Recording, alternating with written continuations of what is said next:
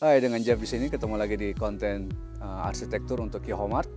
Hari ini kita akan mereview sebuah rumah dari BPA Arsitektur, BPA Studio. Nah, untuk daerahnya di area Bantul untuk di Kasihan ya. Saya rasa untuk nggak usah buang banyak waktu lagi, panas banget. Kita masuk aja ke dalam yuk, let's go.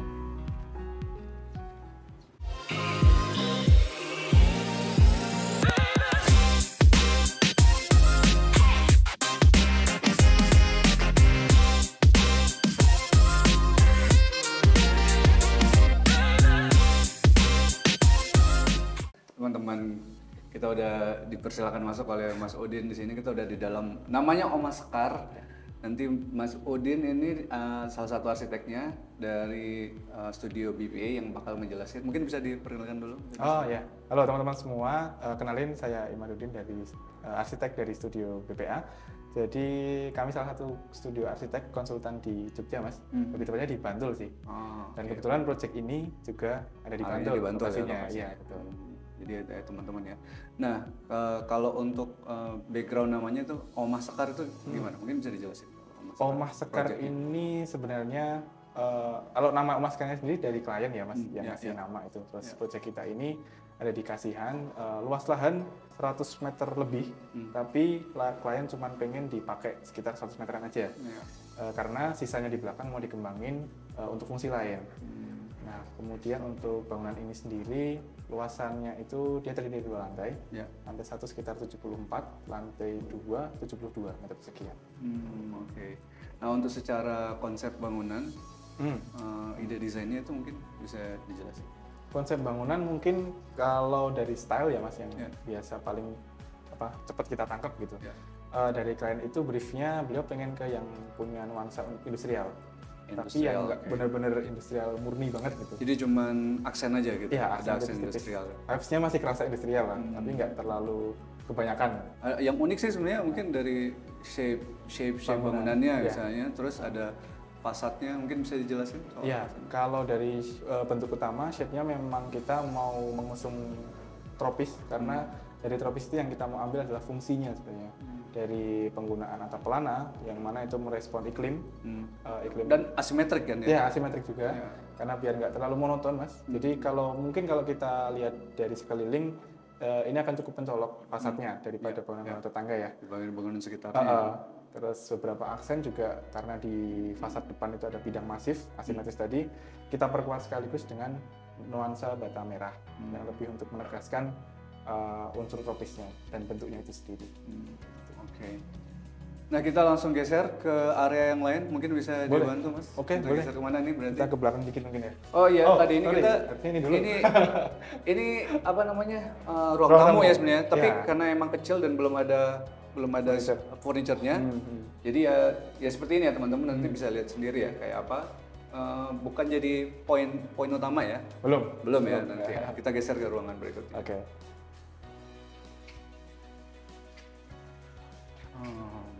Nah, mungkin bisa jelasin kita ini masuk berarti ini kalau saya presume ini living area. Iya, betul. Ya, betul sekali. Living area. Nah, kalau ini berarti kalau saya lihat ini kan open space nih. Kita akan bahas ini mungkin lebih lanjut karena nanti ya, tapi karena ini saya lihatnya open space langsung nyambung sama area dapur. Mungkin ada penjelasan tertentu? Ya, mungkin untuk area ini memang karena sebenarnya luasan rumah ini cukup bisa dikatakan mungkin agak kompak juga ya, Mas. Jadi mengikuti dengan jumlah penghuninya aja, jadi nggak begitu besar banget. Nah, untuk area ini memang jadi sentral atau jantungnya dari rumah ini ketika untuk aktivitas bersama ya. Dari living, kemudian ada dining sama kitchen, memang kita gabung menjadi satu untuk memberikan efek yang lega pada ruangan, terutama area komunal sih.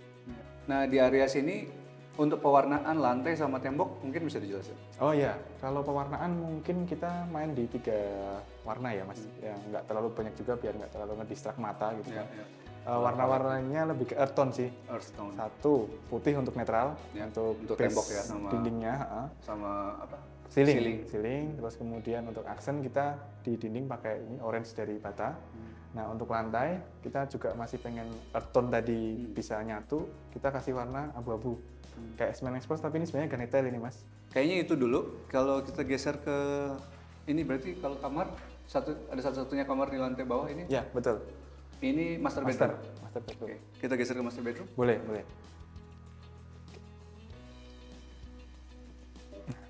Ini master bedroomnya nih Mas. Oke. Kita lihat-lihat dikit.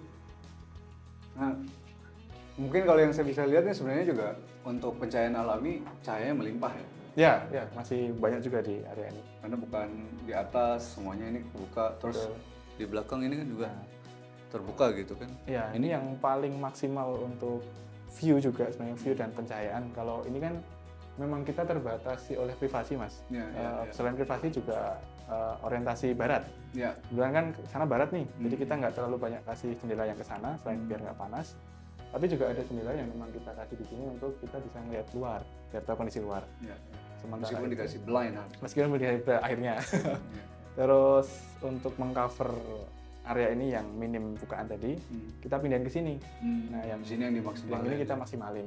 Nah, mungkin kalau boleh cerita nih Mas, Yes. di sebelahnya, di belakangnya Mas Jeff ini, kan tiranya besar nih. Iya, iya.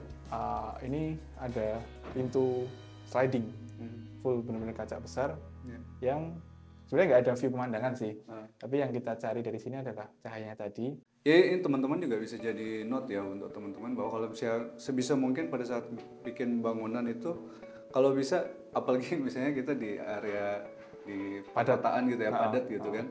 Jadi udah mepet-mepet sebisa mungkin untuk nggak Ngasih jarak. kasih jarak ya. Iya. Mungkin bisa dijelasin biar apa nih kita kasih jarak. Oh iya, maksudnya jarak itu berfungsi selain untuk bisa kita akses untuk maintenance, bisa juga dia memang untuk rongga udara. Kemudian kalau di kasus kita yang ini juga plusnya dia berfungsi sebagai ventilasi tadi, yang mana kalau kita mau bikin bukaan besar, tapi tetap dapat privasi view yang aman dari luar gitu. Nah ini kita bisa jadi opsi kayak taman samping kecil lah. Gitu. Nah, kita geser ke lihat ini. Oh boleh. Bathroomnya Ya boleh. Nah, bathroomnya juga kayaknya feature yang oke banget untuk rumah ini. Oke, boleh silakan. Nah, ini Mas. Oh, mungkin Oh iya. sebelah sini nih bisa nih. Kita masuk aja nih, atau dari sini? Masuk ya? Masuk aja mungkin ya, Mas. Di background ini juga lumayan compact dengan luasan yang nggak begitu besar banget, tapi kita bisa punya 3 fasilitas. Ada bathtub yang jadi fasilitas utama, mandi, shower di situ sama closet. Nah, Untuk desainnya, untuk tembok kita tone-nya masih pengen yang monokrom juga, jadi pakai finishing apa ini, keramik hexagon. Ini di game banyak banget nih Mas, kalau nggak salah ya. Yang warnanya kita pilih yang abu-abu, masih memang ya senada dengan yang lantai luar tadi juga. Kemudian tapi nggak polos, ada aksennya kan, ada aksennya gitu. sama ada permainan gradasinya. Betul. Ada warna yang dimainkan juga. Terus konsep industrial juga masih di apa namanya shelvingnya gini juga masih ya, dibikin industrial gitu. Menggunakan pipa-pipa besi gitu. Iya, fungsi kamar mandi ini juga kita punya jendela besar sebenarnya. Ini kalau dibuka kita mandi itu kayak ngeliat luar, tapi dari luar aman, nggak akan orang ngecek gitu ya. Oh, karena kita ketutupan tembok. Ketutupan tembok. Iya. Dan fungsi yang spare jarak tadi juga bisa buat spot-spot macam ini. Ya itu dia. Paling kalau udah jadi taman. Untuk menjaga kelembapan kamar mandi juga sih sebenarnya. Oke, kita geser lagi. Oke. Untuk tinggi apa namanya tangganya ini berapa nih berarti? Ini per anak tangga kita kasih 20 cm. 20 cm ya. Jadi masih cukup nyaman untuk dilewati ya. Ya, udah paling maksimal sih sebenarnya. Lebih dari itu kita nggak berani. Ya. Kurang aman. Oke, sekarang kita udah ada di area lantai 2. Tadi kita ngelewatin area tangga. Jadi di sini juga akses untuk pencahayaan alami ini masif banget untuk cahaya. Jadi mungkin kalau bisa dijelasin nih untuk area ini kita masuk area apa? Area transisi sebenarnya Area Mas. transisi, Area ya. transisi karena di lantai 2 ini lebih ke area privat aja sebenarnya untuk 2 kamar anak-anak Full area privat. sama kamar mandi plus balkon. Ada balkon satu. Ya. Nah untuk desainnya sendiri dengan bukaan yang sebanyak ini, Ya sebenarnya alasan kita kenapa di sini paling banyak bukaan pertama karena void ya. Jadi kita pengen transfer cahaya itu sama udara mungkin ngalir dari sini keluar itu bisa sampai ke bawah. Jadi dia bantu pencahayaan di bawah juga. Selain itu karena area tangga kan dia nggak flat gitu ya Mas, turun. Terus penghuni kita juga mungkin ada anak-anak gitu, biar terang jadi lebih aman. lebih kelihatan gitu lah aksesnya. Nah itu salah satu konsep yang bisa dicontoh untuk misalnya pemberian pencahayaan yang lebih masif untuk area-area tertentu. Ya, sirkulasi terutama. Apalagi sirkulasi ya, supaya meningkatkan safety ya. Iya, betul. Nah untuk area di sini kita ada 2 kamar. Nah dari masing-masing kamar ini mungkin kita mau langsung nyoba ke kamar yang ini dulu ya kali ya? Boleh, boleh. Oke. Ya, oke. Nah ini kita masuk yang kamar ini. Untuk kamar anak cewek. Anak cewek. Perempuan. Jadi mungkin teman-teman belum bisa lihat detailnya karena belum ada interiornya ya. Betul. Interiornya. Tapi secara konsep ini kan banyak banget cahaya alaminya kan, banyak banget jendela, bukaan. Sama satu yang saya notice itu atapnya jadi ceilingnya ya. Ceilingnya jadi tinggi kan. Mungkin bisa jelasin. Oke, jadi memang ini strategi yang sama yang kita mau sasar di sini adalah membuat kesan ruangan yang lega gitu di ukuran tertentu.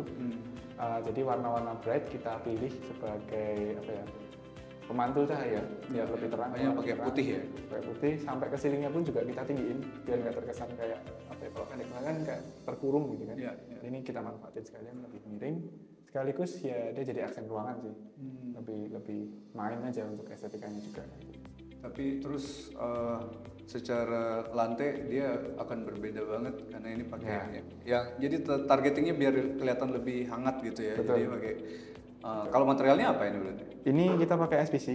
SPC dengan motif kayu ya. Kayu betul. Untuk lebih nuansa tropisnya juga tetap dapat. Biar nggak kayak minimalis banget jatuhnya kalau cuma putih. Biasanya kalau kita industrial mungkin jadinya pakai epoksi ya lantai. Biasanya. Nah ini juga mungkin bisa dicontoh ya. Jadi untuk menyeimbangkan untuk yang lebih hangat kita bisa menggunakan lantai SPC dengan teksturnya motif kayu gitu ya.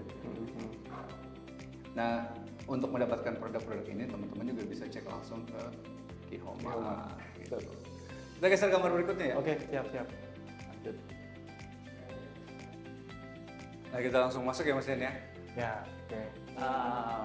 Kamar lagi. Ya ini kamar lagi. Nah ini impresinya pas masuk di ruangan ini itu dia kayak ngebawa semua identitas desain. Karena industrialnya direpresentasikan di warna tembok.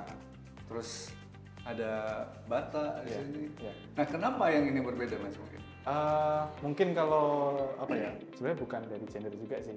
Kita lebih nyatuin pertama memang satu biar selaras dengan eksterior.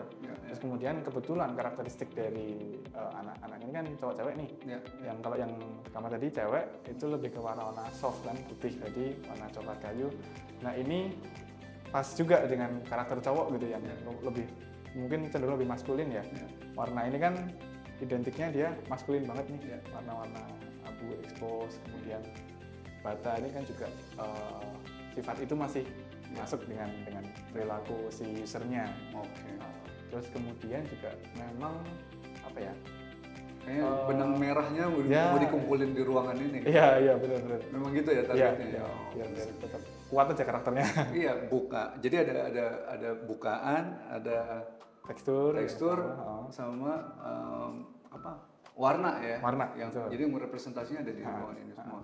Nah, kalau misalnya untuk penempatan apa-apa itu mirip dengan yang kamar sebelumnya. Nah, tapi ada yang beda di situ adalah ada jendela lagi nih. Jendela di bawah ini mungkin bisa dijelasin ini kenapa ini buat apa? Jadi jendela ini kita tempatkan di sini dan posisinya kan agak nggak wajar ya Mas. Biasanya orang jendela di sini nih. Benar. Untuk view, tapi karena justru kita sebenarnya nutup view karena matahari sore kan ini barat. Sana bagian barat ya. Ini fasad ini betul, fasad kan? Ini fasad dari luar. Jadi teman-teman ini fasad yang kalau dilihat dari luar ini adalah yang pakai bata tadi itu. Nah, area paling akhir nih. Yes. Kalau ini kita balkon lantai 2 gitu ya. Betul. Kalau dari udaranya enak juga ya sini ya. Iya, kalau dibuka langsung jadi ngaruh banget ya. Iya. Untuk di area lantai 2. Nah, kalau desainnya untuk di sini tuh ini kan fungsinya juga kena sama fasad nih. Betul, ya. Jadi gimana? Jadi balkon ini memang sebagai ruang kumpul ya. Terus tadi kan beberapa ruangan kita tutup nih, view ke barat benar-benar kita tutup, nggak kita kasih jendela kan. Nah sementara sunset itu kan salah satu view yang kadang pengen orang nikmatin. Nah di sini kita kasih balkon ini mas, untuk nikmatin itu. Akses buat ke Nyanset area lah, luar, misalnya, nyanset area di sana ya. Betul. Dan untuk teman-teman semua, jangan lupa untuk follow semua akun sosial media dari Ki-Homart, baik di YouTube, Instagram maupun di TikTok. Dan kalau dari Mas Udin sendiri mungkin ada akun sosial media dari BP yang mau di-spill?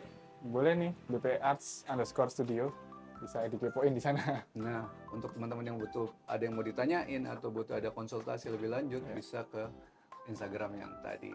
Nah, kira-kira sampai di sini dulu pertemuan kita kali ini. Kita ketemu di video-video yang lain, dan jangan lupa Ki-Homart pasti lengkap. Ki-Homart pasti lengkap.